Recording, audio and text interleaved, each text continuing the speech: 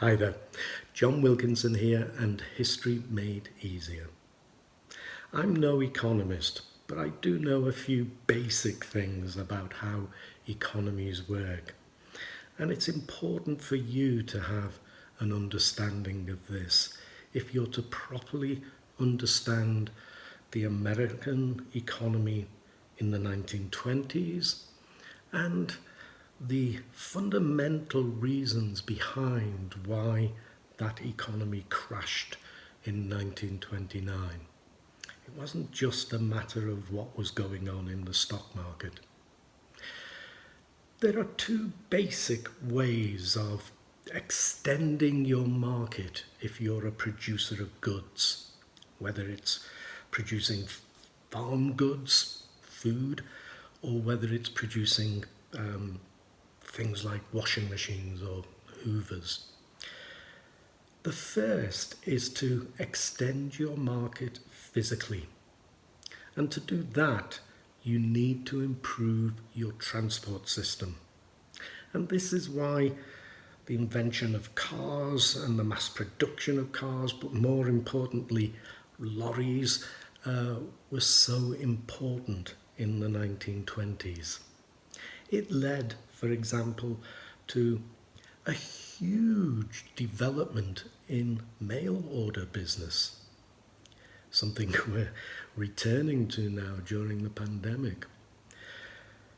Another way in which specific markets would improve in America in the 1920s that we wouldn't think of today is by extending the supply of electricity to people. Because electricity meant that those consumer goods like hoovers and washing machines and refrigerators were viable. Their marketplace would extend. And also the sale of foodstuffs, which can now be stored in refrigerators. So that is an important factor that we might not in 2021 think of, but it was important in America in the 1920s. But it took until the end of the 1920s, 1929, before all urban homes in America had electricity. And 50% of Americans lived in rural areas, and they were lagging some way behind getting electricity. So, we need to bear that in mind, and you'll see my point in a minute. The other way of extending your market is by pricing it right. There are two ways, if you like, to become a millionaire by manufacturing things. You can manufacture luxury goods, your Ferraris or your expensive watches, whatever. You're not going to sell many of them, but you're going to sell them at a high price. You can make lots of money. Or you can mass produce things and sell them at a lower price, but to more people. Now it's the selling at a lower price to more people that I want to focus on, because this means that you need people to be earning a reasonable wage. And in America, in the 1920s, 60% of Americans were on, just above, or below the poverty line. And the poverty line is defined by the fact that those on the poverty line are only just getting by. Only just getting by. They can just about afford their rent, food, and some clothes, but only just. And 42% of Americans, a staggering figure, and it's still high today. 42% of Americans in the 1920s were below the poverty line. They weren't able to even afford those basics. And this is what I mean by limited markets. Straight away, any economy, and the American economy in the 1920s was an example of this, the greatest example the world had seen of this, any economy based on selling consumer goods is immediately limiting itself if 60% of the population are on, just above, or below the poverty line. Your market is limited.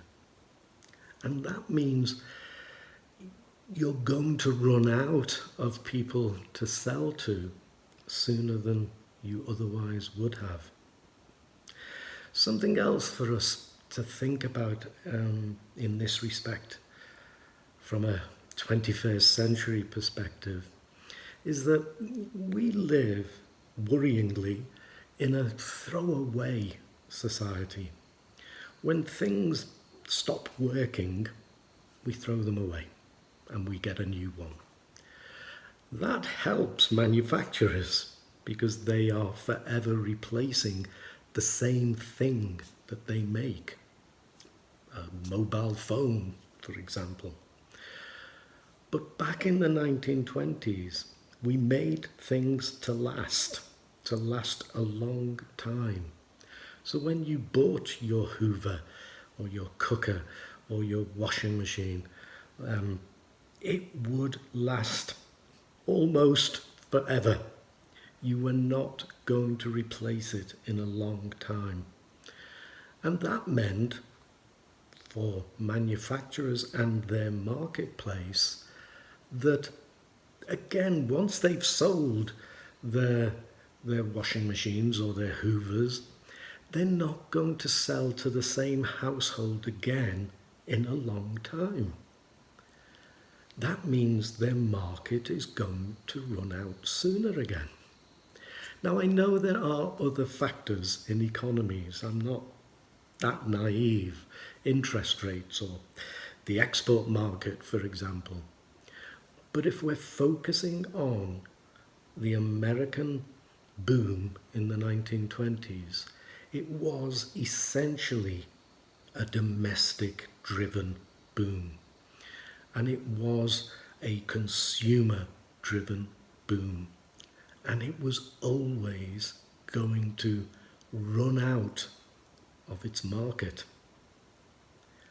So as you study America in the 1920s, and as you look at the factors that led to the Wall Street crash, do remember this. Markets are not infinite, and certainly the market in America in the 1920s was not infinite. It was decidedly limited.